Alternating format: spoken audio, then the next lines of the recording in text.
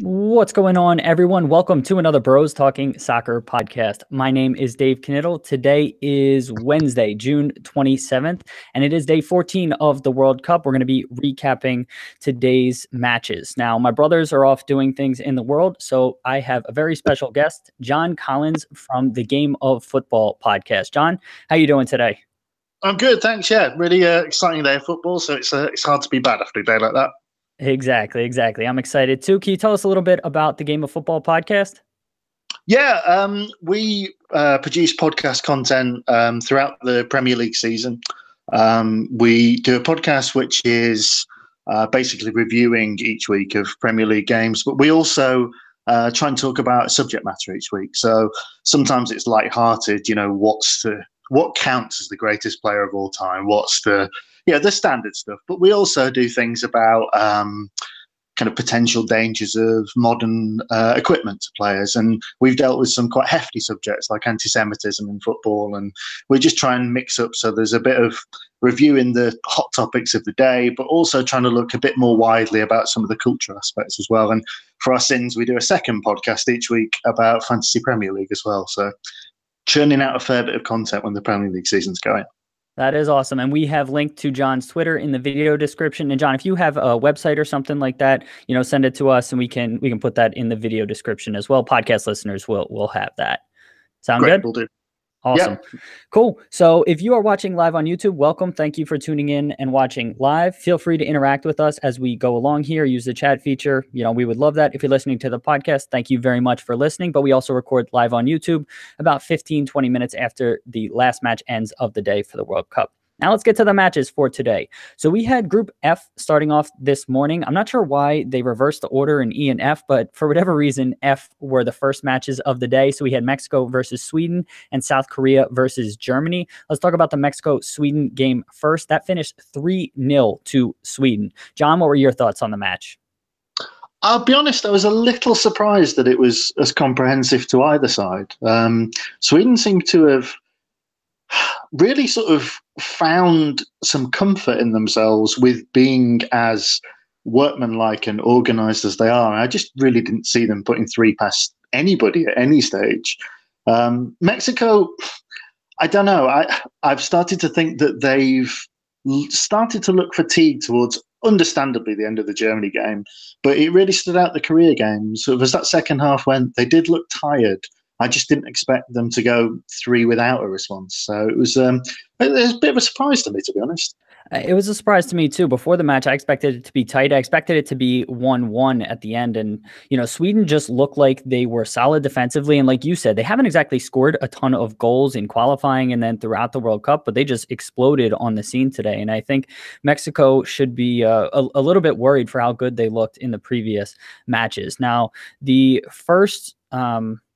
in and out of 5 minutes. So Sweden came out again a little bit stronger. Apologies here. I'm just going over my notes on the match now. Sweden came out and was kind of strong in the first 5 minutes. They generated 2 good scoring chances almost right away. And then in the 17th minute, Mexico had a really bad turnover that led to a Sweden chance. And again, Mexico, I thought throughout the match, just really didn't have anything in the final third that I can really point to that was like a definite scoring chance. Sweden had this amazing recoverability when they were defending, that they gave up crosses and they steered people out wide. But then when they would recover, they wouldn't over pursue, particularly in the midfield. So what you'll see a lot of times from defenders is they'll over pursue and then the cutback is on. I thought Sweden did a fantastic job throughout the game of just cutting that out. And Mexico, Sweden was so much bigger in the air and Mexico didn't really have any answers. Any thoughts? Yeah, the size thing showed up, didn't it? There was a sort of, they looked like hulking beasts of men at the back. And it was, I wonder as well, though, if Mexico slightly played into their hands, just in terms of the fact that it wasn't even a slightly rotated squad. So as much as you're going to prepare strongly, you're looking at exactly the same setup. A really good chance to look at that team, the last 2 games, and work out, here's what we can do to stop it. And they rolled out with the same guys again, and I just wonder if that was perhaps a bit of a mistake. And that's so interesting because Juan Carlos Osorio, the Mexico manager, has been known throughout qualifying to rotate his lineup. He's famously not used the same lineup 2 matches in a row, I think, since he's been in charge of Mexico. And to see so few changes at this stage, again, like you said, maybe there was fatigue, there wasn't adjustments, and it's really just odd from him at this stage. So I felt that was interesting as well. In the 28th minute, there was a controversial play with the ball bouncing, and Chicharito hit it off his chest, then off his hand. It went to VAR, and the referee upheld it as not a penalty call. Did you see this play? Did you have thoughts on it? It's a tricky one. One of the things I probably should have said about the podcast itself is that everyone who contributes regularly to the Game of Football podcast are all part of an amateur football team. So we all play every week in the London Weekend League over here in England. So there's an element of sympathy when the ball hits hand, because sometimes, if he meant that, if he did control it with his hand, it was the most subtle element of control of a deliberate handball you'll ever see. I think it was accidental and not a penalty, but I don't know if I was the opposition, if I'd be quite so generous in saying it. It's just right on the borderline of saying, if he means that, he's a genius deceiver. And I think he was... I think there was no strong movement of that arm. I think it rebounds. I think it's the right call. And for me, it was because it went to VAR. I don't think you could have overturned it one way or another. I could see if the referee gave it as a penalty initially, not being able to overturn it and giving it as a penalty. And then in this case, he let it go. And the fact that he didn't overturn it, I think is ultimately the right call. Now, attacking wise, I previously highlighted this. Sweden did some interesting things in previous matches. And Forsberg, though he plays left midfield, he basically functions as an attacking center midfielder. He's always kind of being tucked in, and the width has to come from the Swedish outside back, August Stinson, I think, is who ultimately got the goal. But he was providing all the width. And then Clausen on the other side, previously, he was tucking in their first match against South Korea up top a little bit more. This match, he seemed to stay wide a little bit more. So again, that's just like a little tactical wrinkle. I had seen that Sweden had made some adjustments from their previous matches. Already highlighted that Sweden was did a good job of recovering. Anything else you wanted to mention from the first half? No, I think that's all for me for that. Got it. So Sweden got their first goal in the 50th minute. Who pulled out wide? Berg, I think the center forward, pulled out wide. Sweden. There was a collision between Mexican players, and he just found himself. Yeah, it looked like collision between Mexican players, and it looked like they ran into each other, right? Yeah, it was just one of those moments of kind of. I think that's another sign of fatigue, though. I think when you're sort of, those kind of mistakes come when fatigue just slightly disorientates you, and you're thinking more about getting into position and less about orientating yourself in space. And that's the ultimate punishment of it. But they've got a lot of recovering to do. With that kind of apparent, I think. Yeah, and that's a fantastic point. So that they ran into each other, which left Berg in acres of space to swing in across. He hit it low, and Clausen, who was tucked into the middle, just absolutely missed the ball. But he got a fortunate deflection because he deflected it right to August Stinson, who just blasted it into the net. Anything you wanted to highlight from this goal? Aggressively, seeing Sweden pushing defenders forward that way would have been no surprise at all. And I don't think anyone would have thrown their arms in the air, even Sweden fans, to see that the fullback wasn't up in that level of an advanced position. You would have just thought, oh, terrible, execution on the first one. So it looks like Sweden have really kind of exploited Mexico and kind of come in with a game plan. As you said, that sort of that hard overlap on that side, and being that high up the pitch, that's higher than you see Marcelo up for Brazil. That's got to be a game plan. I don't think that's an accident after seeing the first two Sweden games. Absolutely. And for me, I didn't realize it was the left back because, their left backs haven't, and their outside backs haven't been getting that far forward. So for me, I was going through my notes. I'm like, who the heck was that? And it ended up being the left back. And you saw that kind of throughout the match, which was, again, differently. Whereas Forsberg had been tucking in centrally in the previous matches, you didn't see that strong overlap. It was more maybe another midfielder popping out wide or a forward. They clearly saw something that they could exploit there, and they ultimately won it. Now, 60th minute, minute, there was a penalty on Berg. Hector Moreno took him down. Any controversy for you? Just straight pen? I think it's a penalty. I don't think there's anything particular. Of all the penalties we've seen, I don't think there's too much to complain about there. And I don't think anyone was really kind of raising their heckles to really complain about it either, which is quite telling. Yep, I'd agree with that. And then Granfus came up, just absolutely smashed it, upper 90. Fantastic penalty from him. For a giant centre-back, his approach to a penalty is very calm and languid. He sort of slowly saunters towards the ball, and it must be quite off-putting for a keeper to see a guy of that size just sort of not take the big defender's penalty, which is usually a big run-up and hard down the middle. I think that's quite off-putting for keepers to look at that guy and then see that just languid little trot he does towards the penalty spot. It's but he takes them well. He takes them very well. Yeah, he's incredibly composed. Is that his? I know it's at least his second. Is that his third? Is it his second or third? I can't remember. I think he had 3 or 4 in qualifying as well. So he's been fantastic. And then at the end, 74th minute, own goal comes off of a long throw in for Mexico. 3-0. You would expect them to be going out of the tournament. Anything else you wanted to add from this match? I'm going to bang the same drum over and over again. That clearance is the clearance of a tired player. And, you make that mistake because you are mentally, if not physically, drained. So I think that's the big warning sign lesson from this today. Sweden, ambitious, but Mexico have something to worry about, I think. And at that point, really thought they had something to worry about. I would have thought 3-0 down. Absolutely. And that brings us to the next match that was going on simultaneously, South Korea versus Germany. It finished 2-0 to South Korea, a result that nobody saw coming. Germany out of the World Cup in the group stage for the first time ever. They were eliminated back in, I think it was 38 back when it was a single elimination knockout in their first match. And then I think that is the only, group stage exit for them. So again, huge deal. Nobody saw this coming. South Korea was already eliminated during this, before this match began. John, your thoughts on this match? I think, although you've got this pattern of winners being eliminated at group stages, the Germany one is almost the most shocking of all of those, just because of the tournament mentality that Germany have always displayed, and that kind of institutional memory of Germany going in, to find themselves on the end of this. I mean, it brings you to mind of, is this them repeating the mistakes of the Dutch and the Spanish in the 90s, and internal divisions being the thing that overshadows the talent of an incredible squad?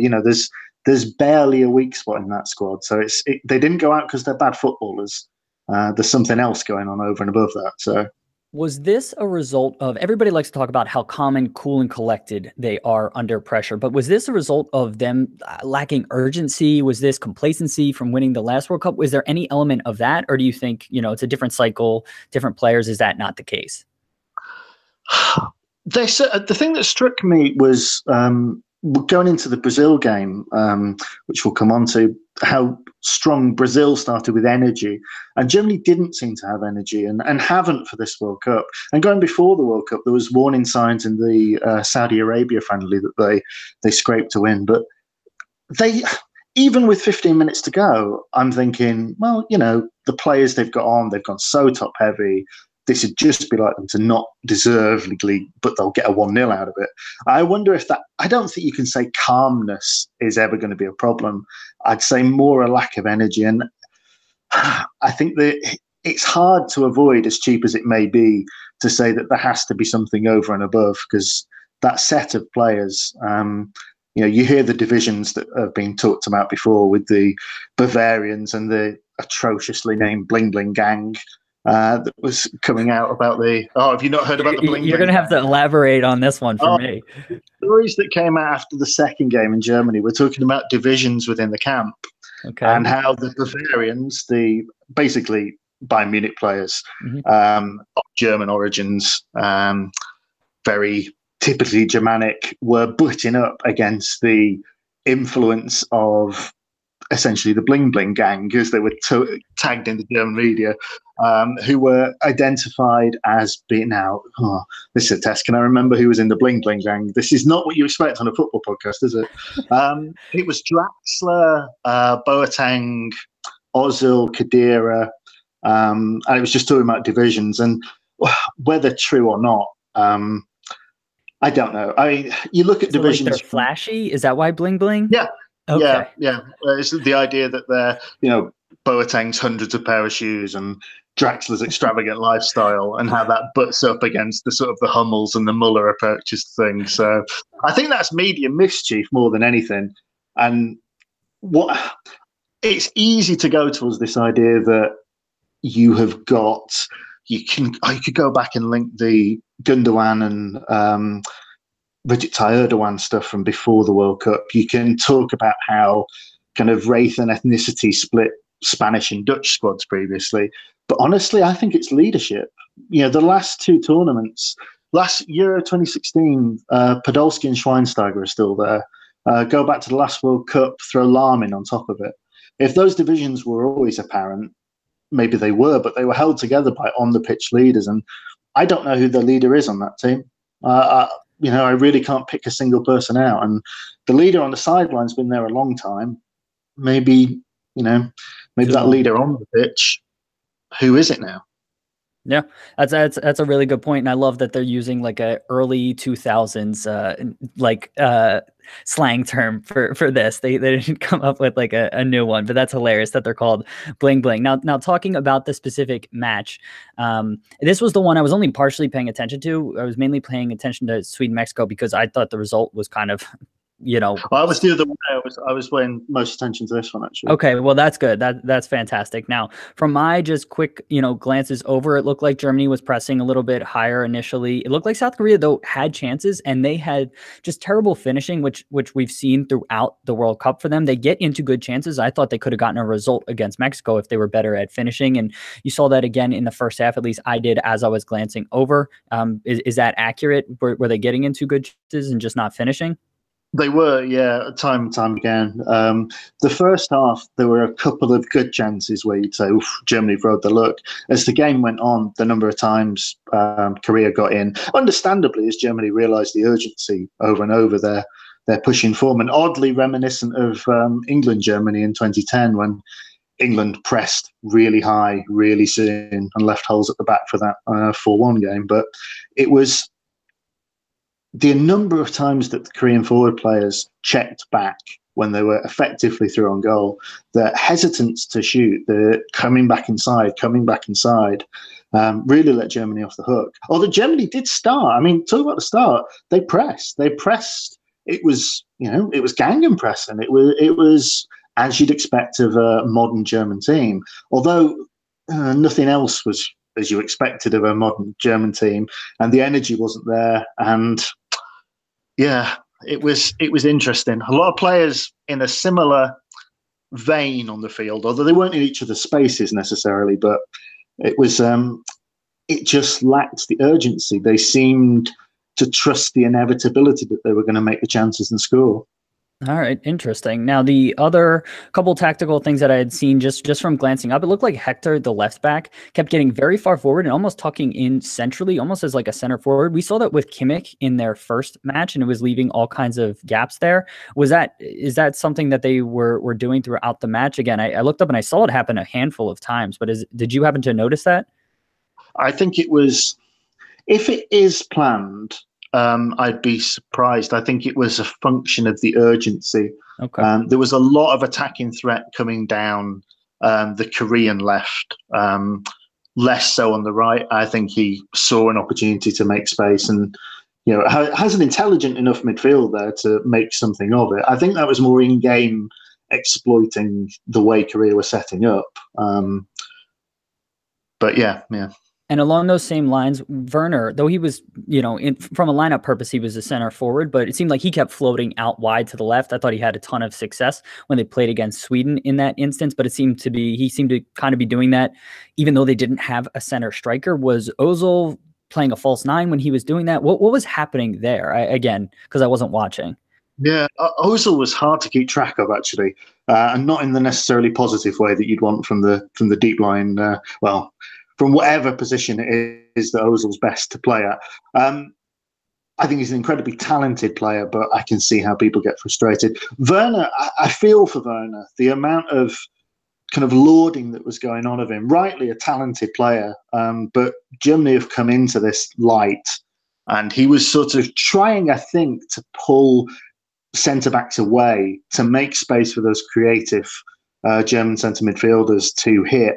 The problem was that the movement just across the German team wasn't really there. The passing through the lines was decent.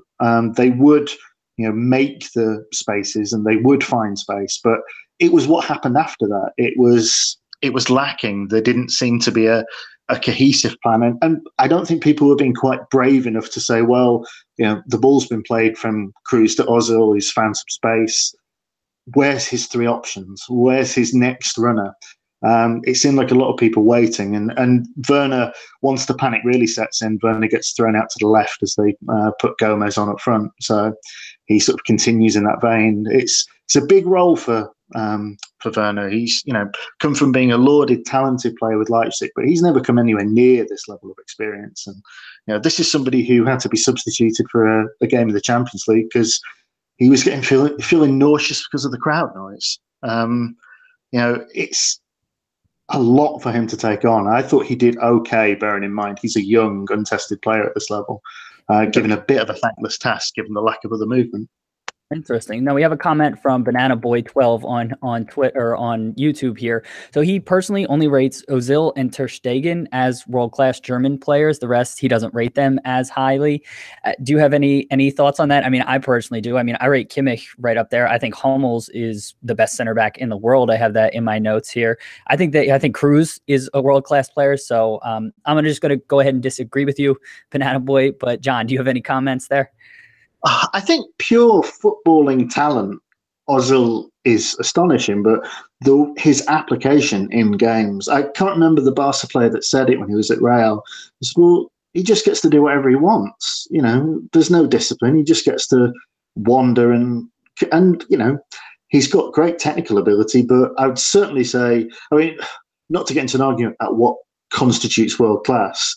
I always think the definitive measure is if you had the 11 best players in the world in a team. I would certainly not have Ozil in that team, but I could see an argument for Cruz. And I could certainly see an argument for Hummels. He's such an intelligent defender. He's certainly not the quickest and certainly slightly guilty of snatching at chances in this game. But I would certainly say that those two would be very much in a world starting 11 for me. Yeah, fair enough. Now, getting back to the actual match, thought 48th minute may have been Germany's best chance. Now, they had a couple other chances later, but this was the ball. It was floated in by Kimmich.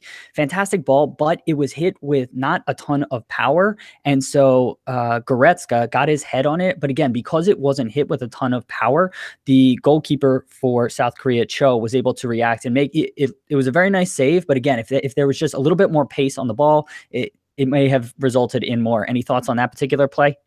I think you could be harsh and say that was a bit of a camera save. To be perfectly honest, I think that's a catchable header. There's a lot of work for him to do.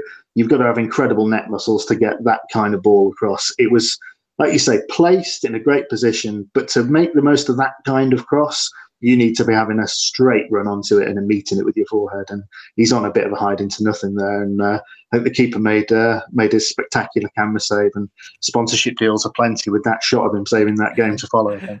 Yes, it is. Gomez on for Khedira in the 58th minute. I mean, I felt like this was their only really move to make. Was it a surprise to you? I mean, it's really all that they could do at that point, right? Yeah, I mean, there's not. I think when they've bought players on as they go. I mean, Brandt, I thought has looked effective in every game, but he's a young guy. He was effective in this game when he came on. Gomez makes sense physically. I get it. Khedira again, though, he really seems to be anonymous. A guy that they'd be looking. You forget 2010. Khedira and Ozil were a revelation for that German midfield, and they should be the people leading this team, and they weren't. They weren't leading an example. in motivation, and I was pretty surprised that Khedira started, to be honest, and certainly did nothing in the game to make me think he should stay on. Yeah, I was too, because he did not play well against Mexico. So I was surprised to see him back out there as well. 87th minute, Ozil hit that fantastic ball in, and this was what you alluded to earlier. Hummels, wide open header, and he puts it over. I think over or just wide. He'd missed the net. Yeah, a little bit of both. What'd you make of that particular play? Oh, I mean, your Matt Summers going for that ball, no problem with him going for goal. Gomez was there if he'd have dropped it back across. But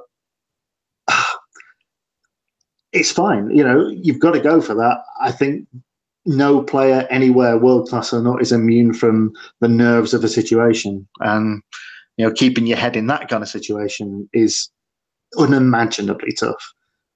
He should have scored, and he knows that. Yeah. Agreed. And I don't know if it was a defender or somebody who put him off, but he didn't make good contact with it. He ended up heading it off of his own shoulder. And so, again, I mean, that was basically it, because then 92nd minute rolls around, or real quick, right before that, I happen to note Neuer with all the urgency. Well, yeah. Before we get to him just playing ridiculously, even before that, I'm talking about he kept punting it long, and it just wasn't effective. And I just found it really odd that he was doing that with South Korea sitting back off. They were coming back, and if Germany rolled the ball out, they could, you know, keep possession up the field. And so I get that he was trying to get the ball forward, try to show some urgency, but he was just giving the ball away needlessly in possession, which you wouldn't expect from him. So I found that to be particularly odd. Any comments there? I think he was actually one of the few who was responding to the situation. For at least the last 15 minutes, the Germans were lining up with four at least across against the Korean defence. I think at that point he'd just seen that there wasn't a lot of courage from the outfield players to come and get the ball, make those decisions. And he's seeing Gomez up there, he's seeing Muller's on at the pit. You know, I think he's actually been quite tactically intelligent there and thinking, well, at that point, he's been quite tactically intelligent and thinking, well, there's some guys to aim at there. He's got the delivery, he's got the technique. I think that was as close as a German player showing leadership as I saw in the whole tournament, to be honest. Fair enough. Now, the 92nd minute is when Korea gets their goal, comes off of a corner kick. Cruz gets a deflection on the ball, passes it to basically a South Korean player who taps it into the net. I should actually look his name up, but real quick, your thoughts on it? Any offsides? I know it went to VAR. Are you good with the goal standing?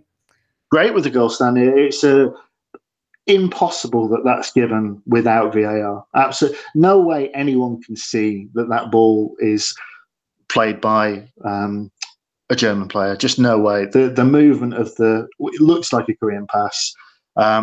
It's a frantic finish, roof of the net. It's so easy to give us offside. I'm perfectly happy with that, and you know that's VAR working as it should do. And Young-Gwon Kim is the guy who scored it. Wanted to give him his props, because that's a huge goal for South Korea. So props to them. And then as the game is going on, Neuer's up at the opposition 18, and South Korea clears it out to Heung-min Son, who gets a tap-in goal right late in the match. Anything else to add from this before we get to the late matches? Well, I think I said he showed leadership.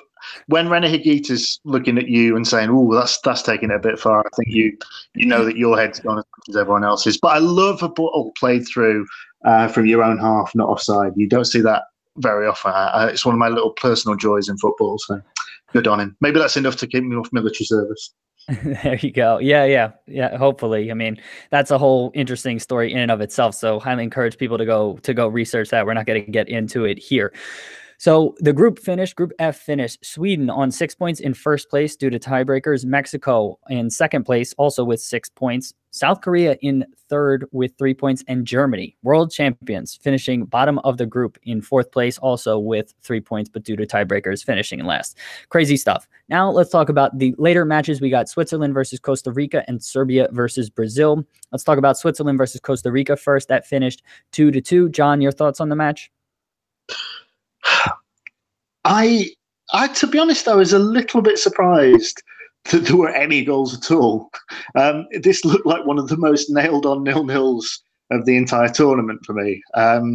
So I guess everybody gets Costa Rica, certainly the age of some of their players, this is the last hurrah and summon that last bit of energy. So we're in for Switzerland now. It's sort of, they've shown some vulnerability, I think, in this tournament in a way that you might not expect.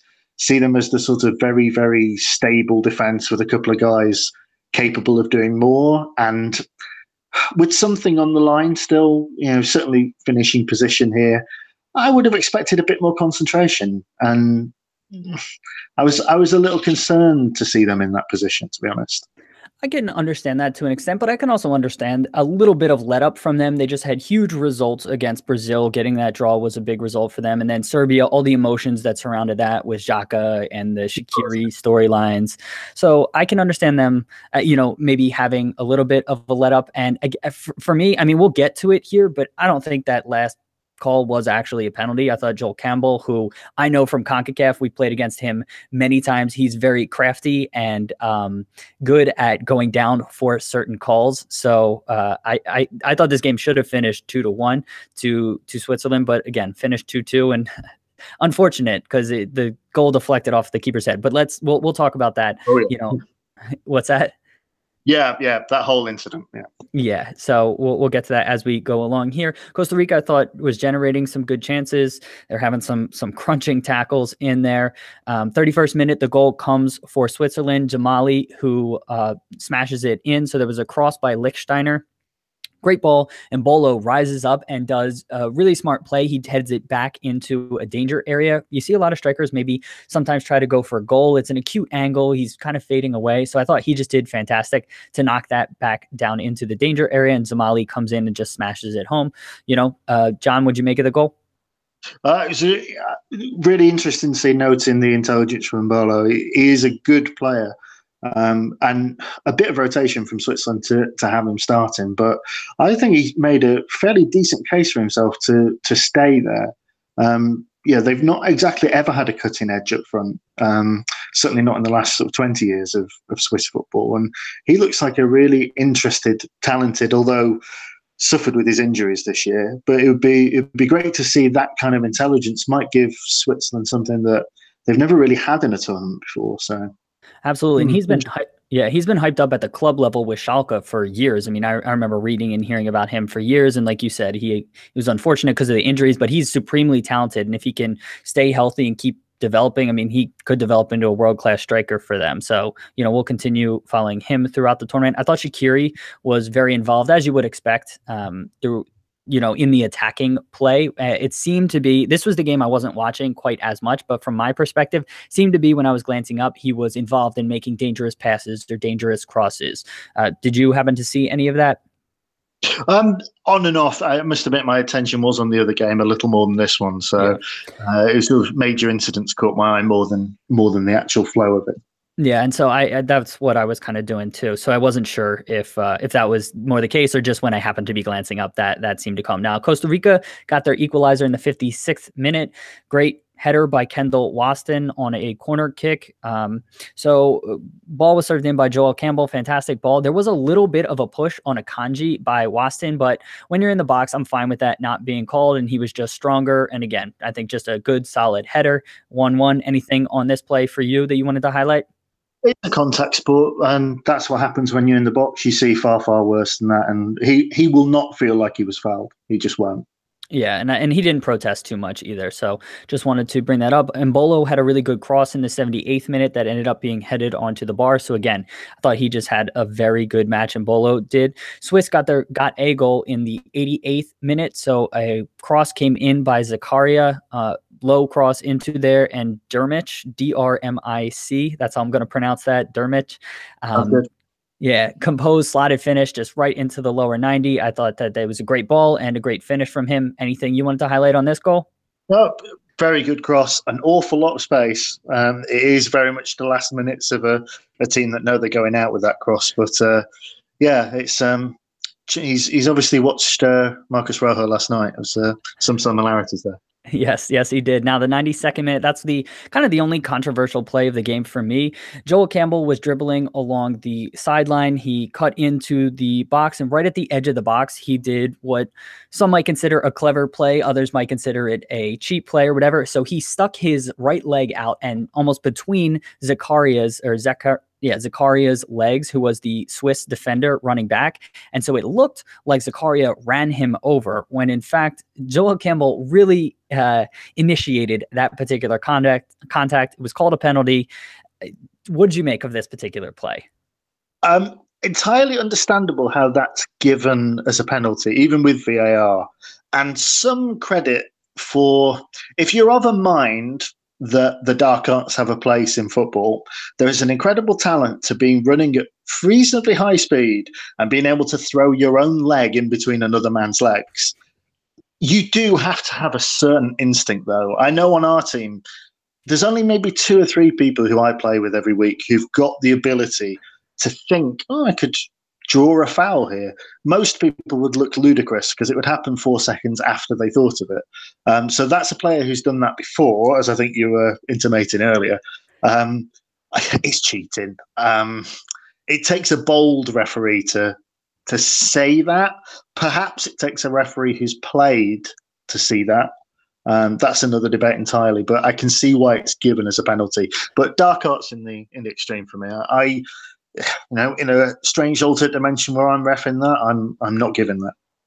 I'd agree with that. And my view is definitely tainted by him. Like I alluded to earlier, he had one play in U.S. World Cup qualifying because they're in our confederation where he walked by our center back. He was walking. Our center back was standing still. This was way off the ball, 50 yards off the ball. And then he went down. This was before VAR, went down clutching his leg as if our center back had hit him.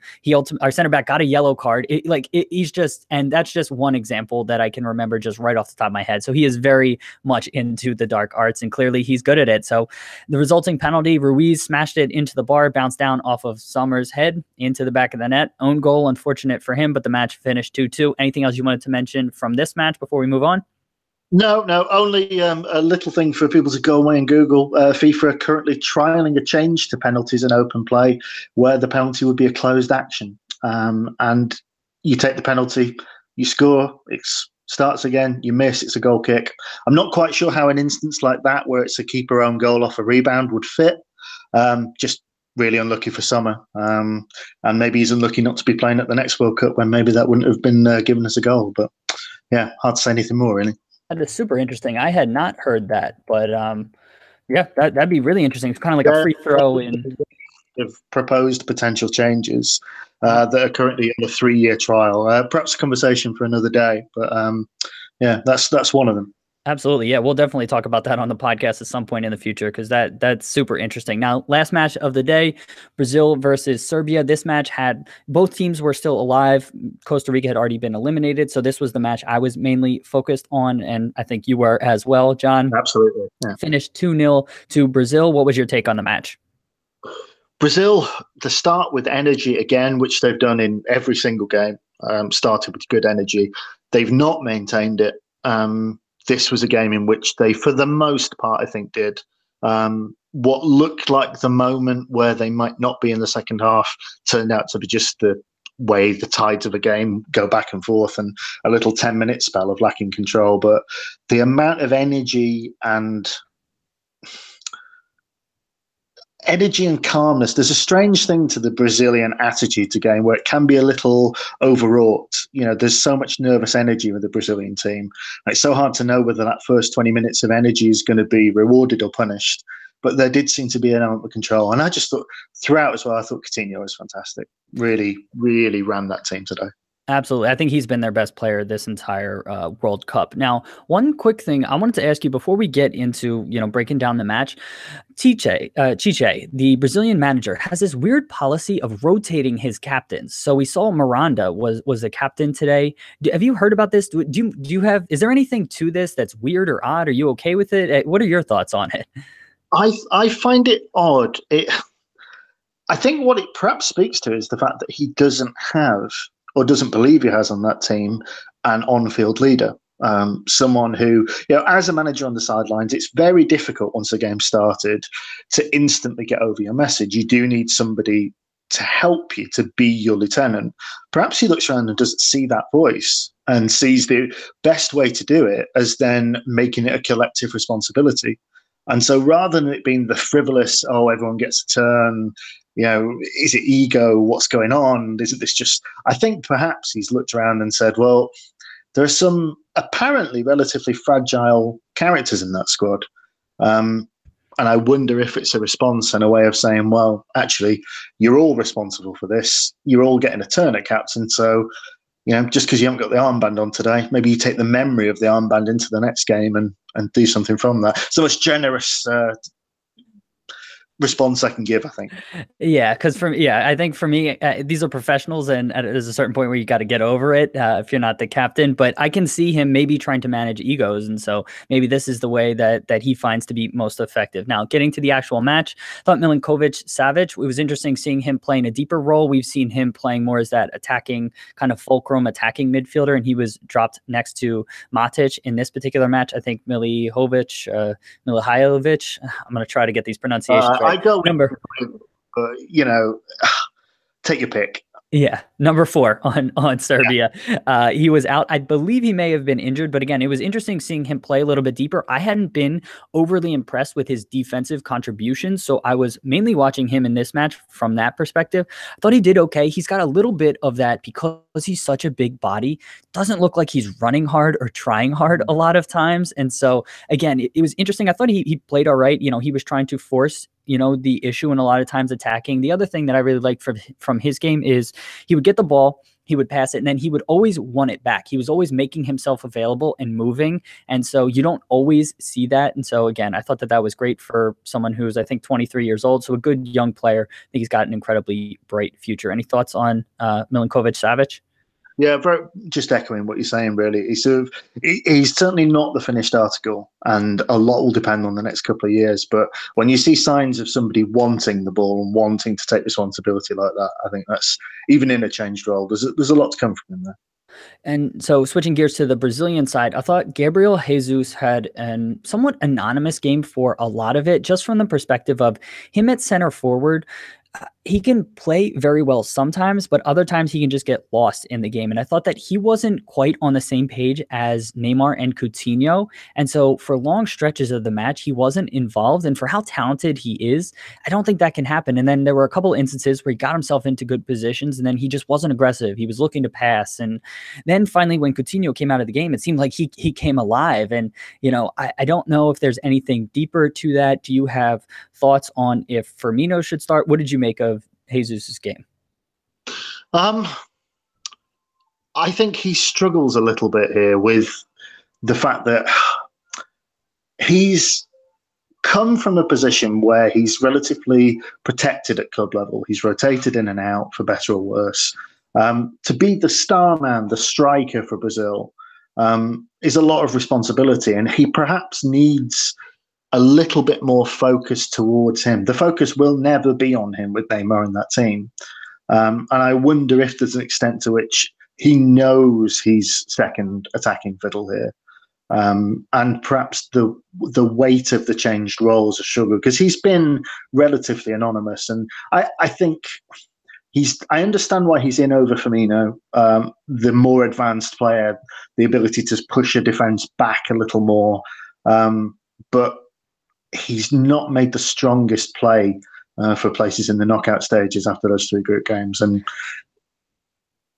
yeah, I'd agree that he hasn't made the strongest case. And for me, I think Firmino's game is more suited to the way Brazil plays, just from the standpoint of Neymar wants to get in and run in behind. Willian can. He's playing sort of an interesting sort of dynamic with Willian right now. But if you get Firmino in there, I think he wants to drop back a little bit more and he wants guys to overlap. And I think he just might be suited a little bit better to this Brazilian team and style. But again, I can see the case for Jesus because he's somebody who does want to get in behind defenses and play along the back line. And, Firmino's not necessarily that guy. So I can see it both ways. Now, Brazil, Any thoughts? I would only add, I think, where Firmino might be interesting is if you are going to play Paulinho, who's there as the bursting in kind of lung busting box to box and his goal scoring record, I think he does better with Firmino as well. Because where Firmino can act as a kind of false nine holding the play intelligently, that just makes all the more opportunity for Paulinho. So perhaps if Paulinho is a definite and he's a massive favourite of Chichi, maybe Firmino makes more sense there as well. And that's a fantastic lead into what we're going to talk about right now. 36th minute, Paulinho gets a goal. Jesus makes a good center forward run, so I want to give him props here. He clears out the center back. He drags him over a little bit. Coutinho's got the ball deeper in midfield. Paulinho recognizes it, makes that run right up the middle of the field. Fantastic ball, little chip over the keeper, 1-0. John, what'd you make of this? It's a great, it's a good goal. It's not more than a good goal because the amount of mistakes that have gone into it from the opposition. Firstly, the amount of space Coutinho has. All right, that happens. You've got very talented players. The two centre-backs, they're relatively young, few caps. They both get drawn to Jesus. You've got another problem as well, though, that there's no way Korolev at left-back can be in that position. Yeah, you cannot get caught in that way. He should be across. He should see it the moment there's space free from Coutinho. And it's a good goal. The keeper's got to rush out. He's kind of unlucky with a slight kind of fairer wind behind him. His flying hand tips that up and it's avoided. But it's a goal born of mistakes, and they're punished as they should be. But that's a damning indictment of a defence more than it is of an amazing attacking goal. That's a very good point. You wouldn't expect that from Kolarov either, with all the experience he has. So, and the Serbian midfield either. So again, props to Brazil for getting it, but again, mistakes all around from the Serbian defense. Now, the second half started, and Brazil came out and was fairly good immediately to start the second half. Then Serbia seemed to roar to life, and they had a good, like you were talking about, maybe a 10-15 minute spell where the pressure was seriously mounting on Brazil. What'd you make of that whole period of play?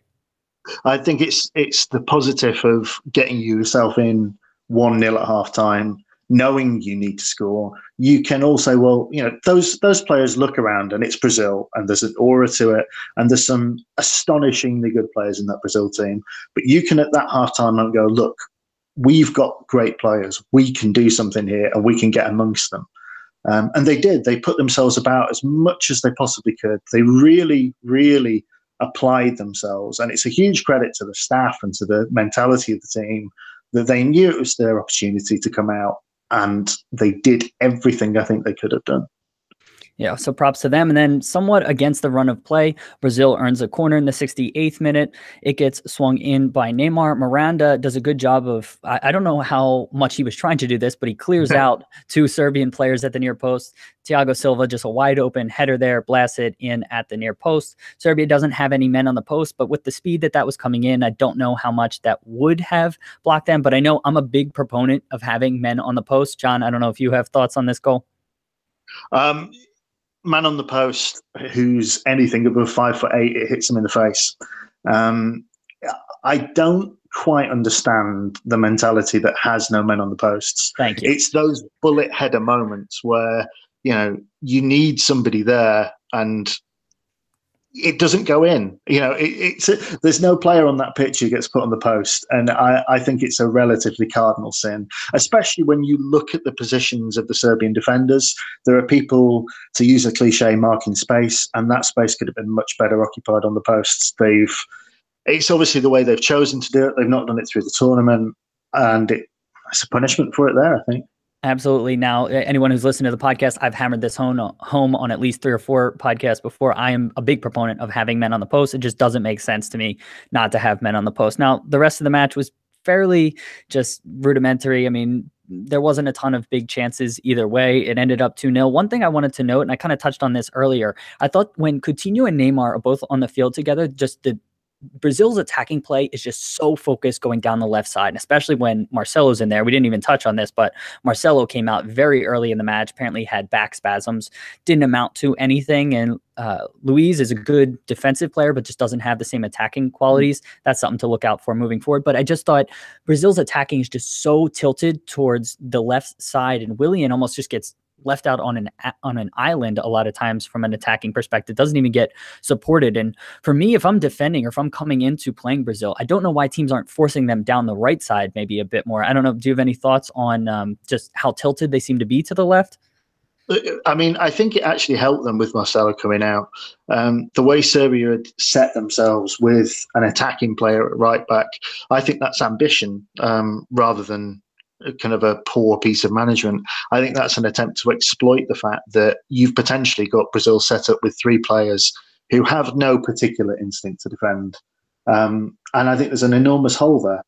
As Marcelo, the best attacking fullback in the world, but whether he's ever been a great defensive fullback, he's past his defensive peak now. And I think there's an enormous hole to exploit.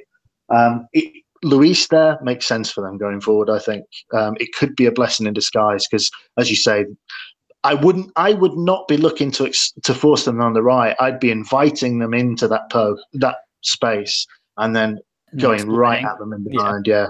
Yeah, no, that's a really good point. And we saw that kind of with Real Madrid. I can't remember in the Champions League, but there was a play where Marcelo just got way far forward and was slow getting back. And then I can't remember if it was the Champions League final or if it was the match right before. It may have been when they were playing.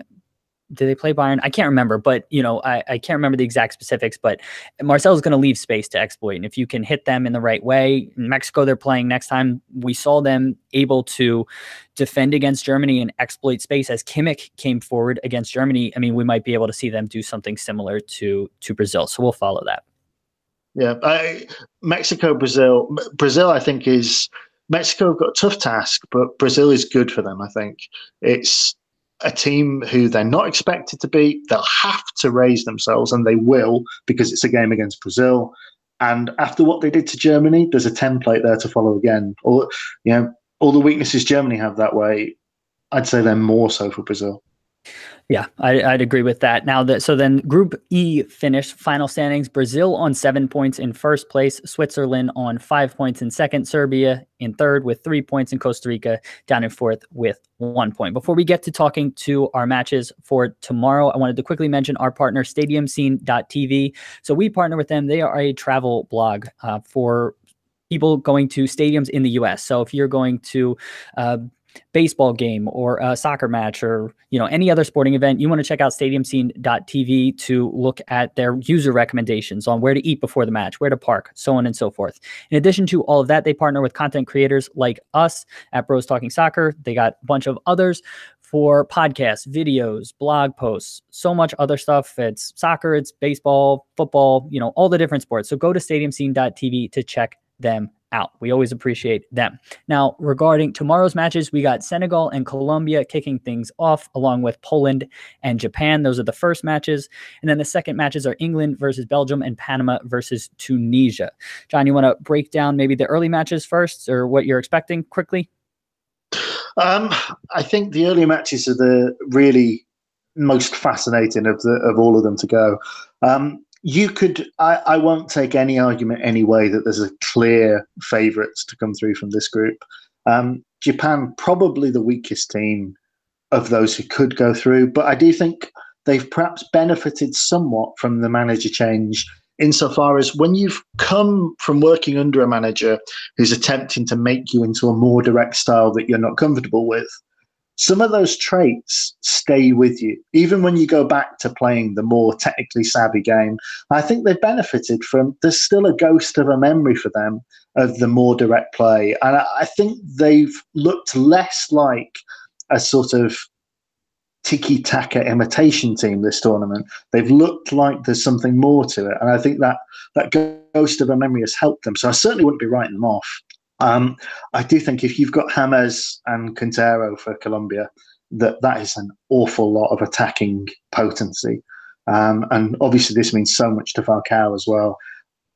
I just think there's perhaps a trident of quality there. It's great to see Quintero play himself in. Really took advantage of that hole in the first game. And if his potential could be realised after not working out in Europe initially. So I guess I'm sort of expecting Colombia to find a way through. But yeah, hats in the air. I'm not sure what happens in this game. Yeah, and I'm kind of in a similar boat. I mean, it's unfortunate Senegal ended up drawing in their last match, because I think Senegal versus Colombia would be a ton of fun as the two teams moving on from here. But Japan has certainly earned their place. I don't think they've necessarily played the most attractive soccer, or they've exceeded my expectations, because I didn't have a ton of high expectations for them coming into this tournament. They definitely are a bit older. A lot of their players are older, but with that comes experience, and maybe that experience has helped them get into this spot. So I expect them to get a result against Poland. Expect them to progress on, and then Colombia to edge out Senegal. I think that match is going to be a ton of fun to watch, though. I mean, both teams they have attacking flair. They have talented center backs that may be going up against some strong forwards. And again, I expect that match to be a ton of fun. But again, I'm with you. I think Colombia is going to get the slight edge there. Now, the last two matches, England versus Belgium and Panama versus Tunisia. I mean, we can almost gloss over Panama versus Tunisia. Both teams are out. But what are your thoughts on those two matches? Panama, Tunisia.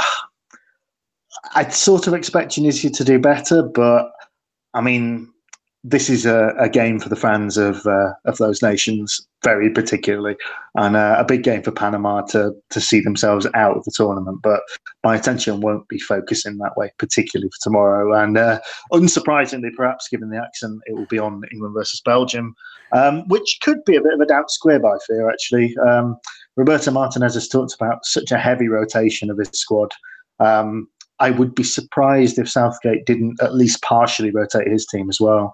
Although Harry Kane apparently is lobbying to get himself in and playing, and I can understand that element of momentum against the backup Belgian team. I can perfectly see that. Do you put any stock into trying to avoid the one side of the bracket? So for those who may not know, England, if they win this group, they would be entered into the side of the bracket that has France, Argentina, I believe Uruguay and Portugal. Like, it's a much stronger side of the bracket versus the other side. Where do you stand on that debate? I think you don't need to look far in English tournament history to see what looks like a fantastic bracket opening up, Iceland, and it can all go wrong. I think when you start trying to engineer results, I can see Argentina and France taking lumps out of each other. You've potentially got Messi versus Ronaldo in the next round. If the results go that way, I wouldn't mind playing teams who've had to exert that level of emotional energy. I'm more concerned about avoiding Croatia than anybody, to be perfectly frank. I think you've got to take each game as it comes at a time. And you've got to, if you're going to win the World Cup, you can't win it by default, by cheating your way through and playing, reserve teams. It's folly, I think, and you can come unstuck very quickly. Yep, I'm 100% in agreement with you, but I'm always interested to hear different people's perspectives. But yeah, I agree. Play the team in front of you, beat them, keep your momentum going, deal with the next opponents as they come. So I'm 100% in agreement with you on that. Anything else to add for tomorrow's matches? No, I think it's going to be strange having a day off on Friday.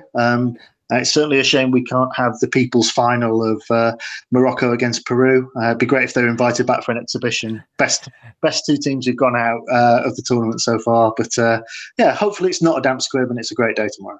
Absolutely. Yeah, that's an interesting idea, because I would love to watch that game with nothing to lose, just those teams going at it. That would be a ton of fun.